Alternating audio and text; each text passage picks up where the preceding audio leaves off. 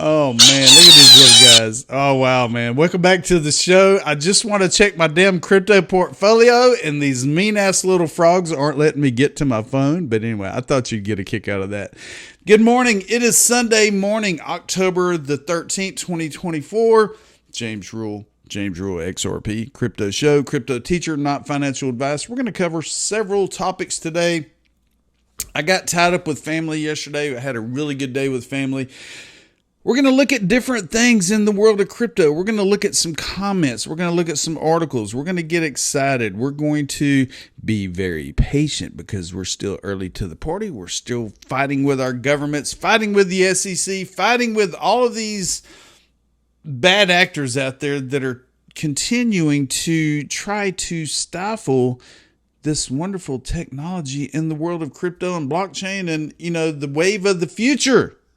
But go ahead. We're going to go ahead and get into it. There's crows crowing outside. The bulls and the cows are making noises. I live in the country out on Southeast Texas. I love it. I work in the city. I live in the country. It's therapeutic. I walk outside and hear nothing but the animals. Let's go.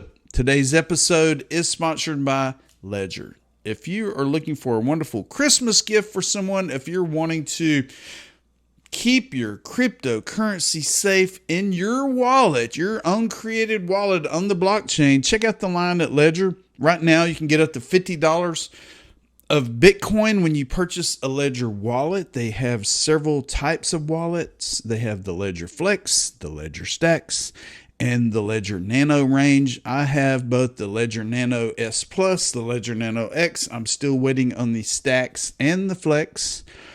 They're really, really secure, and they will keep your crypto safe. There's a link below. I get a small percentage off of each sale.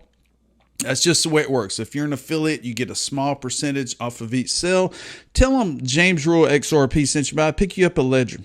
All right, let's take a look at these numbers. On Sunday morning, total market cap, $2.254 trillion. Bitcoin is currently $62,738 per coin. Ethereum is $2,468 per coin. Solana's $147. XRP $53.2. Cardano, Stellar, HBAR, VeChain, Algo, Quant, Flare, XDC. There's so many out there. And if you're new to the world of crypto, get ready because you're going to be scratching your head. You're going to go, okay, do I want to get this? Well, my friend has this. Well, James has this. Well, this influencer or this person on X or Facebook or whatever has this. I need to get some because I don't have any. Be patient. Be patient. Be patient because there's so many opportunities out there. There's needles in the haystack. You just have to be patient and you have to do your research and you have to really know exactly what you're getting into. You have to understand that there is volatility, ups and downs. So don't get disappointed if you buy XRP at 53 cents, it goes to 49, or you buy it at 53, it might go to 58 and back down to 54, 53. Who knows?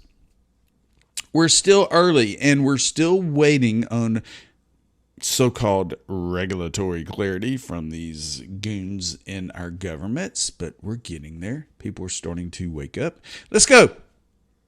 Lark Davis at the Crypto Lark. He is on X. He has 1.2 million followers on X. He released this morning. Will XRP start the altcoin season? 1 minute video. Check it out. The XRP army is going to love this, and I know you guys need support. It's been a rough few years. We all know the SEC, under its overlord, Gary Gensler from Goldman Sachs, by the way, sued Ripple. But of course, Gensler got his ass handed to him. Good. And XRP is about to score another win if this gets approved. You see, Bitwise has applied for an XRP ETF. That makes sense. XRP, unlike many other cryptocurrencies, does have regulatory clarity due to the court rulings, which of course being tested now by the SEC because the government needs you. Just remember that at all times. But just imagine if the SEC's appeal gets rejected, the ETF gets approved. Could finally be a good day for XRP holders, man. That might be a big start to a major altcoin season, maybe the one we've been waiting for. I get goosebumps just thinking about it. Ooh la la. Comment down below if you think that Gary Gensler is going to score another big fat L. The big one. Gary. Way to go, Lark. Yeah, I put fire Gary, hashtag fire Gary Gensler. You know, we deserve everything that's coming to us, and the SEC will just not give in. They will not accept what is happening in the world of blockchain and crypto and how it's going to better the world, the transparency, the interoperability, the value of these different ecosystems compared to the old school ecosystems, the banks, all the above. Way to go, Lark. Way to go, Lark. Here we go. The Wolf of All Street, Scott Melker, gets this out there, and he posted, this source was Cointelegraph, it says that 2024 sees a 78% surge in crypto lawsuit settlements, topping $19 billion. Now, there were some bad actors out there. There were some bad actors out there that, they did the wrong thing, FTX, Sam Bankman-Fried, blah, blah, blah, all this other bullshit. But you know what? They did not mention Ripple and all of the other companies that have been unlawfully sued because of no regulatory clarity in the United States. Right here it says in 2024, U.S. regulators have collected over $19 billion in lawsuit settlements from crypto companies, largely driven by FTX and Alameda's $12.7 billion settlement with the CFTC. This marks a 78% increase from 2023's $10.87 billion, reflecting heightened regulatory scrutiny following the collapse of major firms like Celsius and Terraform Labs. Other significant settlements include Terraform's $4.47 billion with the SEC and Genesis $2 billion. Regulators show no signs of slowing down, making 2024 a record year for settlements. And like I said in here, it's not explaining all of the unlawful lawsuits that took place. I'm wanting to say that Ripple Labs has spent over $2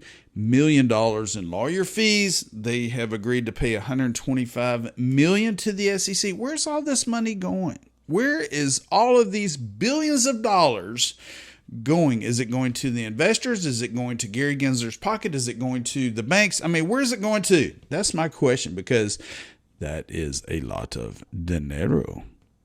John Deaton. John Deaton is the GOAT. He has represented over 75,000 people around the world that have been fighting with the SEC because of XRP and Ripple and regulatory clarity. And yes, July 13th of 2023, we received regulatory clarity on XRP. Many of us out there, including myself, have or did submit affidavits to John Deaton explaining how we use XRP, how we spend XRP, how it is a digital asset. It is a currency, not a security. Right here, John Deaton gets this out there, and I'm going to read the article that he attached to this post yesterday.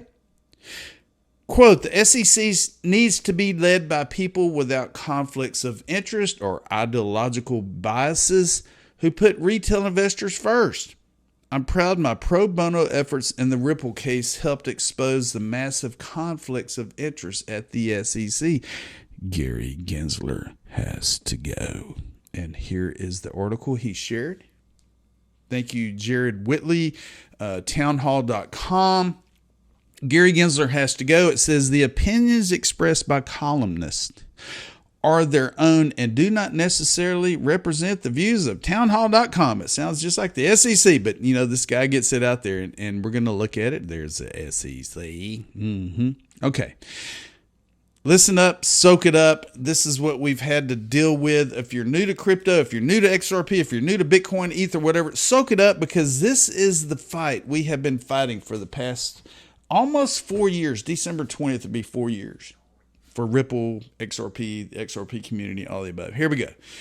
Okay, listen up, people. After 21 years with the Securities and Exchange Commission, Enforcement Director Gurbir Grewal has resigned. Why? The same day that Gary Gensler's head of enforcement announced his resignation, the SEC appealed its most famous crypto enforcement action against Ripple, challenging the recent civil penalties ruling, prolonging the case even further. Ripple's chief legal officer, Stu Alderati, took notice of the parallel moves as Graywall's resignation was announced a mere hour before the filing. Go figure that one. Is it a coincidence that the SEC's chief enforcement officer jumped ship as the political and legal blowback become too much for Gary Gensler to handle? For the first time since 2019, all 5 commissioners of the SEC sat down to testify in front of the House Financial Services Committee on September the 24th. The SEC has overseen a regulatory war against multiple industries that clearly goes outside the agency's authority, and the hearing began with a scathing rebuke from Chairman Representative Patrick McHenry, who said Gensler's legacy will be defined by turning the once proud institution of the SEC into a rogue agency. Gensler is undoubtedly aware of his political fall from grace. If he were ever held in high regard, indeed, Commissioner Hester Peirce, it's not Pierce, it's Peirce, Hester Peirce, dared to openly challenge his policies during the House hearing, and Gensler's hands began to visibly tremble throughout. Representative Warren Davison asked Peirce if the SEC's enforcement agenda reflects the priorities of the commissioners as a whole, or if it is an extension of Chairman Gensler's agenda. Peirce was blunt. Quote, "The agenda is the chairman's agenda, and that there are other things we should be spending our time on." There is no clear example of Gensler's muddled agenda than the prolonged litigation battle between the SEC and the U.S. crypto payments company Ripple. The SEC made over-the-top legal allegations as a proxy fight against the entire crypto industry, and has dragged this case out for almost 4 years and counting in a naked attempt to bulldoze the company's business. The case centered on Ripple's sales of XRP token to a variety of buyers, including anonymous trades on public exchanges.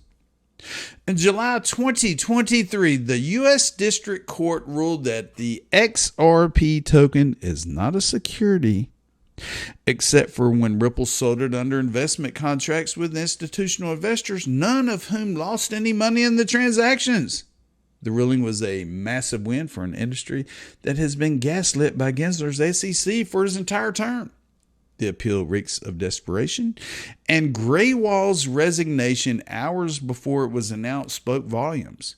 The enemy that the SEC has chosen is only emboldened, and Gensler knows that the agency's inability to prove harm to investors has massive repercussions, not only for other crypto litigation, but for his agency's credibility.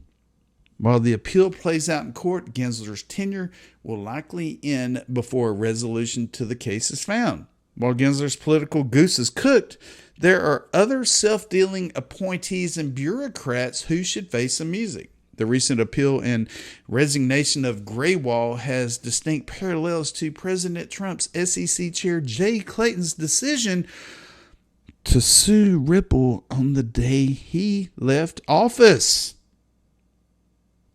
A conservative government watchdog group, Empower Oversight, called out apparent conflicts of interest by Clayton and his pro-Clinton deputy William Hinman, and launched a fruitful investigation through the Freedom of Information Act, FOIA requests, and lawsuits. Hinman, the stereotypical revolving door Wall Street hack, may have benefited massively from his favoring XRP's top rival token Ethereum in the high-profile 2018 speech where he declared that Ethereum was not a security. It sent Ethereum's token to the moon on exchanges. The SEC Inspector General confirmed it was investigating how Hinman received millions in payments while in office from his previous employer, Simpson Thacher and Bartlett, that just so happened to be engaged in promoting Ethereum themselves. The Inspector General has not yet issued its report, and one can only wonder if Gensler is preventing it from going public. So much for protecting the public interest through disclosure and transparency. It would be naive not to see how these actions are all connected. The SEC has become so undermined by rogue chairmen like Gensler that a culture of rot has settled in, waging war on disfavored companies and industries, picking winners and losers, and sowing chaos in the markets are all more important than the essential mission of protecting investors from fraud and deception. No matter who wins the presidential election in November, one thing is clear: Gary Gensler has to go. And the SEC needs to be led by people without conflicts of interest or ideological biases who put retail investors first. Jared Whitley has worked in the U.S. Senate and White House, has an MBA from Holt Business School in Dubai. Recently, the Top of the Rockies competition named him the best columnist in the Intermountain West. Thank you very much for this article. Thank you very much for sharing this, John Deaton.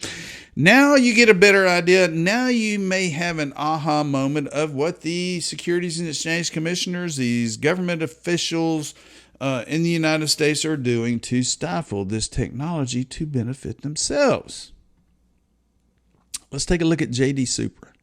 The 2024 election cycle in the SEC. This just came out on October 10th by Kramer Levin.